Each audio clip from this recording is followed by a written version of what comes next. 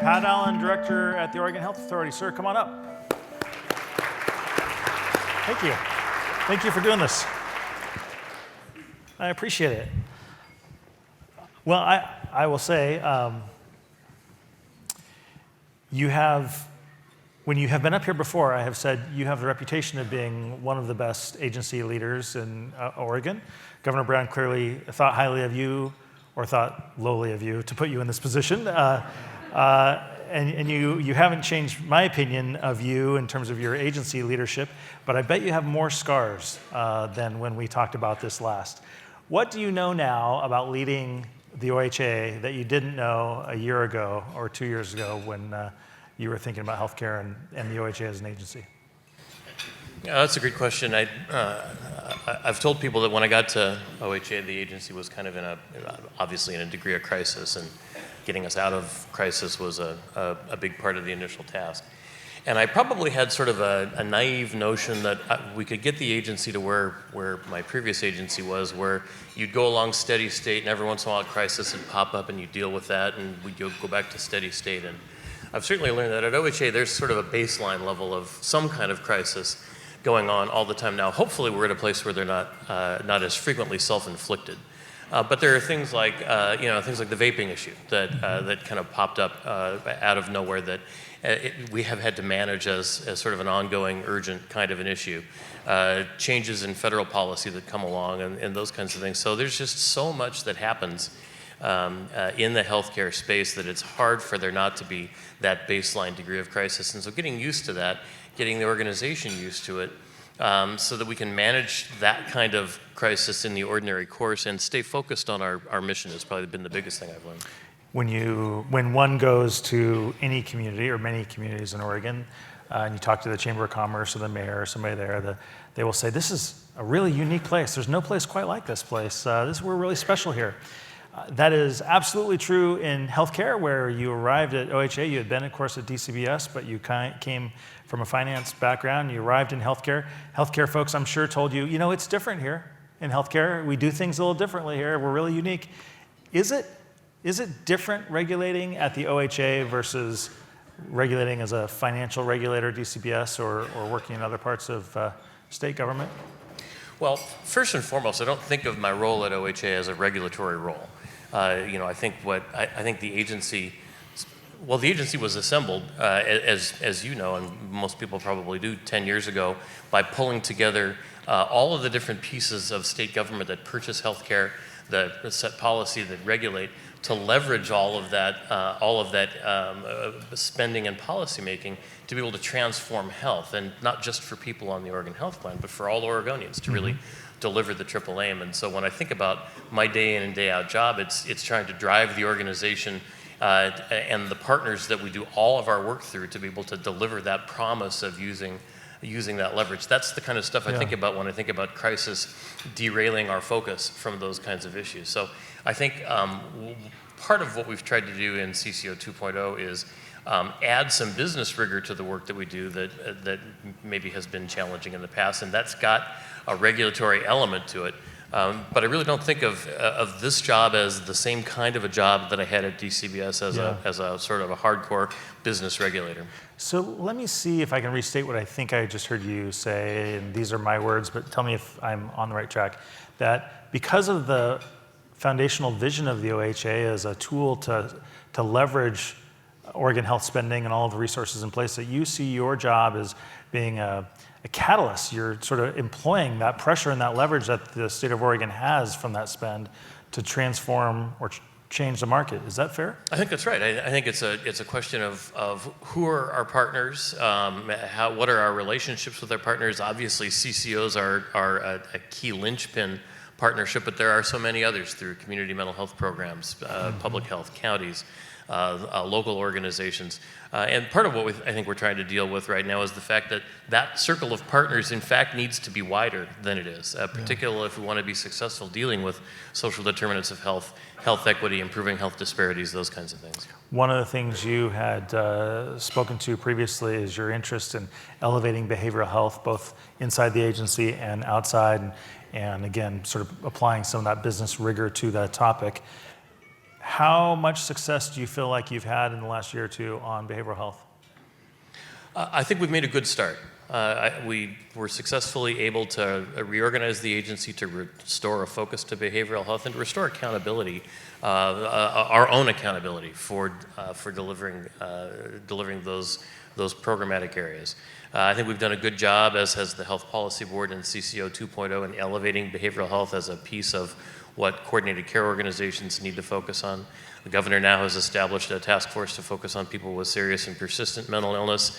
Even the crisis we had over the summer at the state hospital about being able to admit people timely who were unable to aid and assist in their own defense has been useful to try to identify places that we need to make investments, identify capacity, work with community partners and those kinds of things. And then I'm super proud of having been able to attract Steve Allen as our behavioral health director, who's truly a national expert in the field and is doing incredible work restoring relationships and leading that work. But that's all a good start. I think we have a good 2, 3, 4 years worth of hard work ahead of us to get anywhere close to the place I think we need to be. So now that you're on the operational end of CCO 2.0, having gone through procurement, having gone through some stakeholdering, what do you think the agency has done the best job at doing? Where did you really hit it out of the park on procurement and CCO 2.0 that reflects the interests of the stakeholders, that reflects the interests of the governor? What's the highlight? Well, I think the prelude to the highlight was the decision over 2 years ago to delay the whole process by a year. We were supposed to have basically been under contract for 2019 under CCO 2.0, and I made the comment at the time, and I still believe it, that had we plugged ahead on that schedule, we'd have barely delivered CCO 1.1. Mm-hmm. And I think that using that time as we did to really do some authentic and deep community engagement was very, very helpful. We went out and really widened the net of who we were talking to and how we were talking to them and what we were hearing in a very meaningful way that really improved the product, so that when the Health Policy Board over a year ago now made its decisions on the 46 different policy elements that are CCO 2.0, I think that discussion was far better informed than it would have been otherwise. Yeah. Since it's just you and me and these beers, what would you say is the thing you wish you could have done over? The thing that's the lowest point of performance in terms of OHA, CCO 2.0, and reflecting the stakeholder and governor's direction?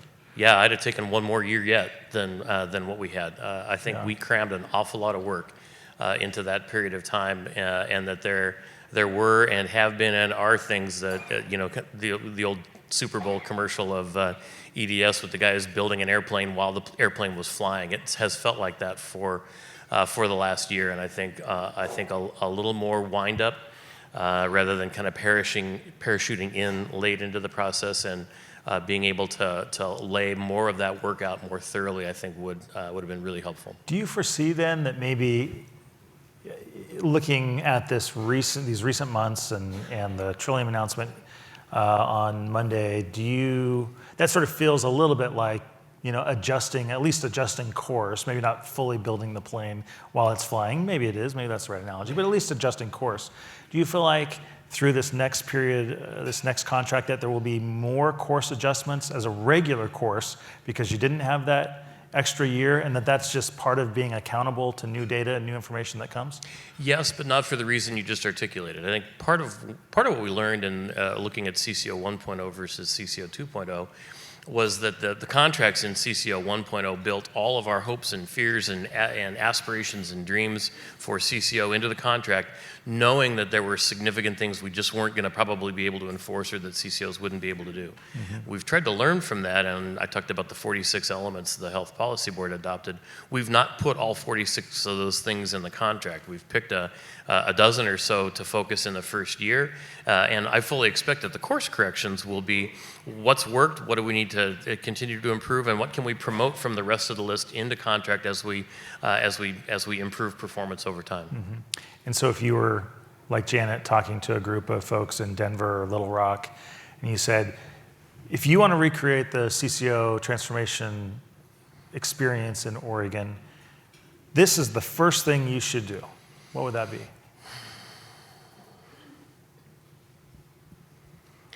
I think it's convening the right people to have the conversation at the local level about what do you want to be? What does health look like in a particular community? Who needs to be at the table? Who's got to be in the contribution in a conversation? And recognize that those are going to be multiple conversations and potentially many of them. We've talked about the right number of CCOs, and if you come from a managed care lens in another part of the country where there are 2, 3, maybe 4, if there are a lot of them, managed care organizations, often chopped up into specializations, as Janet said, the notion of 15 seems a little bit crazy on its face until you realize that there are 15 communities, if not potentially more, that really do have unique aspects and elements to them that really need a table where they can convene that conversation and make it look right for that community. Some of the CCOs have full contracts, some of them have one-year contracts, some of them Trillium. Well, first, why don't you give us an update, because it's still relatively new this week. Where is Trillium in terms of the Portland metro area, in terms of implementation of its contract? Sure. So what we said at the outset of the process is that there were going to be multiple stages of assessing applications. We would get through the initial stage and we would grant preliminary awards, and then we would go through a 2-stage readiness review. And a piece of that readiness review was always the issue of network adequacy. And we tried to be really clear that readiness review was a real thing and that it was not a given that an awardee would successfully complete readiness review. In the case of Trillium, what we let them know on Thursday is, given where we are in the calendar, given the requirements and the dates that followed with those requirements, and their lack of a contract with a hospital system, we could not responsibly assign members to them in the Portland metro area today. That means that we did give them a period of 6 months to cure that, and once they cure that, then we will be able to begin assigning new enrollee members to them in kind of the ordinary course. But it just on its face, there's no way you can assign an OHP member to an entity that doesn't have a hospital contract. Yeah, which is a normal procurement methodology. Award a contract,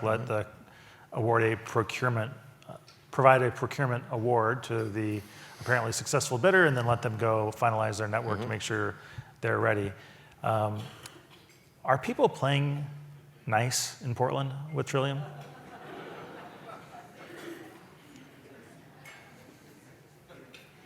At this time, Trillium doesn't have a hospital contract in the Portland metro area. Fair enough. So you mentioned there's sort of like at the outset this kind of, my word, it's a din of chaos or crises that are sort of always kind of ever present.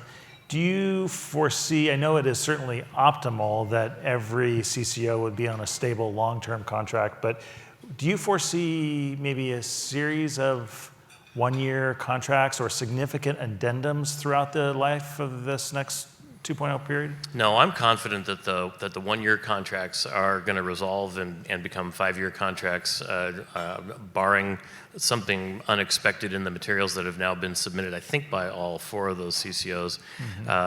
We should have that resolved by the end of the year.